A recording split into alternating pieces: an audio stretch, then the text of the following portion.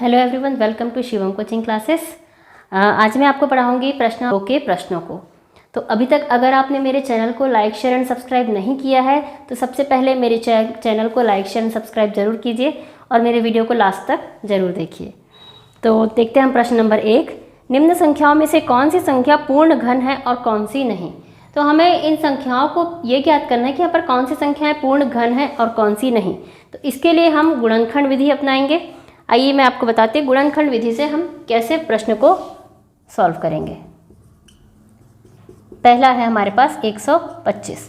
125 को हम गुणनखंड करते हैं। देखिए 125 में है 5, तो ये 5 2 से तो भाग नहीं जाएगा, 3 से चला जाएगा। कि देखते हैं हम, 3 चौक 12 और 3 एकम 3, 3 से ये भाग नहीं जाएगा, ये जाएगा 5 से भाग।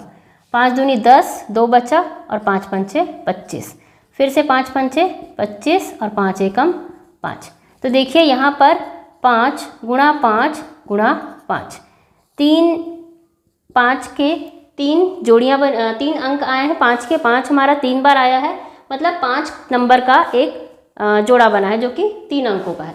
तो इस तरह से हम कह सकते हैं कि यहाँ पर ये 5 को हम एक बार लिखेंगे घन के लिए, तो ये 125 जो है 5 का घन होगा।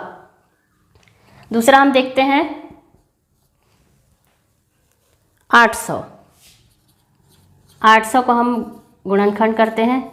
0 है इसके अंत में, तो ये 2 से भाग चला जाएगा। 2 चौक 8, 2 शून्यम 0, 2 शून्यम 0, 2 दूनी 4, 2 शून्यम 0, 2 शून्यम 0, 2 एकम 2, 0 0, 2 पंचे 10 और 0, 2 दूनी 4, 2 पंचे 10। अब ये 2 से नहीं जाएगा, ये जाएगा 5 से।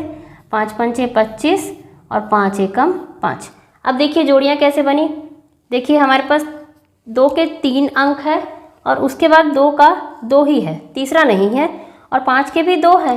तो हमारे पास 3 अंकों के जोड़ियों में केवल 2 है और 2 और 5 का एक एक अंक कम है, तो ये पूर्ण घन नहीं है, पूर्ण घन नहीं है। यहाँ हम लिखेंगे नहीं है और इस प्रश्न में हम लिख सकते हैं पूर्ण घन है ना। इस तरह से अब हम प्रश्न नंबर 3 देखते हैं।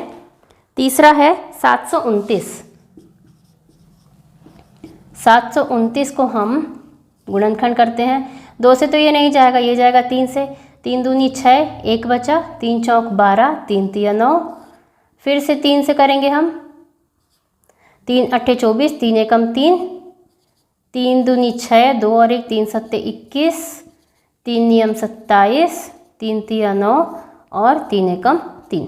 देखिए यहाँ पर 3 अंकों का एक बना, दूसरा बना। यहाँ पर देखिए 729 में 3 के 2 जोड़ियाँ बनी है, 3 अंकों की 2 जोड़ियाँ बनी है, तो ये संख्या पूर्ण वर्ग है, घन है। हम यहाँ लिखेंगे पूर्ण घन है, ये होगा हमारा उत्तर। अब लेते हैं हम चौथी संख्या। चौथी संख्या है हमारे पास 2744। सम संख्या है, तो सबसे पहले हम 2 से लेंगे। 2 एकम 2, 2 तिया 6, 2 सत्ते 14, 2 दूनी 4।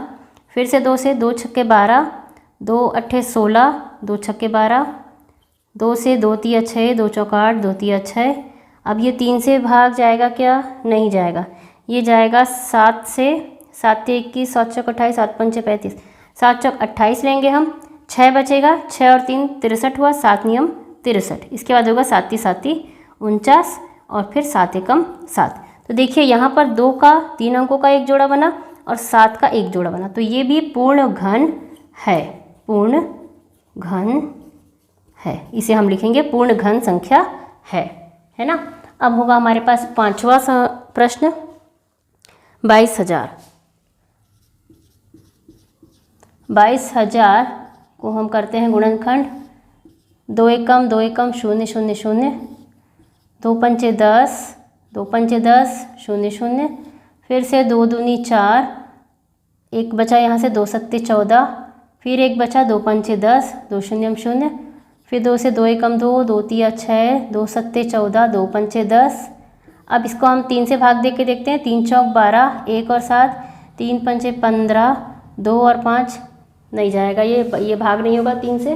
3 चौक 12, 1 बचा, 3 पंचे 15, 2 बचा 25 आ गया है ना। 25 तो नहीं आता 3 के पहाड़े में।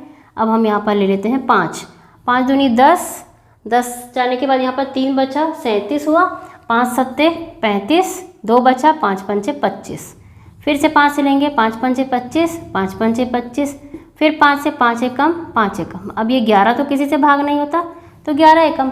तो देखिए यहाँ पर 2 का बना, एक जोड़ा 5 का बना, यहाँ पर 1 2 सिंगल है और एक 11 अकेला है। 2 और 11 दोनों एक एक ही हैं, तो यहाँ पर ये पूर्ण घन संख्या नहीं है, पूर्ण घन नहीं है।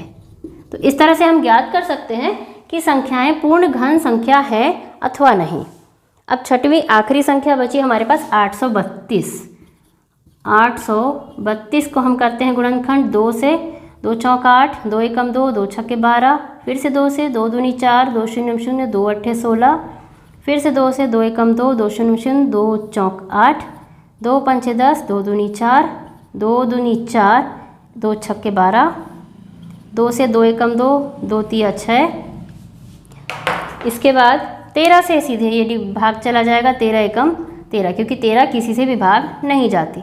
अब देखिए यहाँ पर 2 की तो जोड़ियाँ बन गई, लेकिन 13 का नहीं है, 13 सिर्फ एक बार है, तो ये पूर्ण घन नहीं है, ये संख्या पूर्ण घन नहीं होगी, है ना। तो इस तरह से हम ज्ञात कर सकते हैं कि संख्याएं पूर्ण घन संख्याएं हैं अथवा नहीं। वह छोटी से छोटी संख्या ज्ञात कीजिए जिसे 256 को गुणा करने पर गुणनफल एक पूर्ण घन बन जाए। तो पहले हम देखेंगे कि 256 का गुणनखंड करेंगे हम पहले, और देखेंगे कि वहाँ कौन सी संख्या ऐसी गुणा की जाए कि वह पूर्ण घन बन सकती हो। 256, चलिए 256 का हम करते हैं गुणनखंड।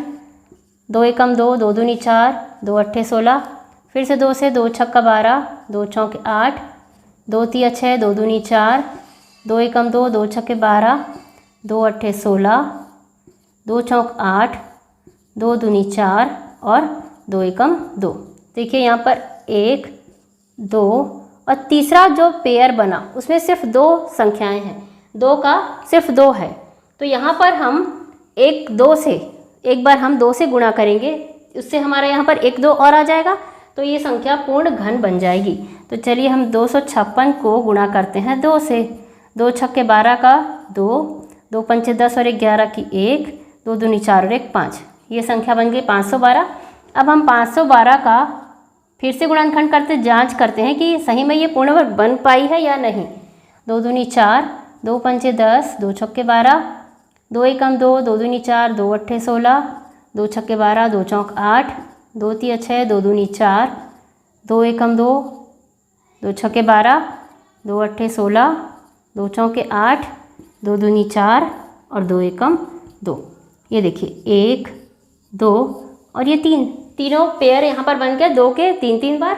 तो हम यहाँ कह सकते हैं कि 256 पूर्ण वर्ग संख्या बन गई है। हमने 256 में 2 का गुणा किया तो वो पूर्ण वर्ग संख्या बनी है 512। ठीक, तीसरा प्रश्न भी कुछ ऐसा ही है।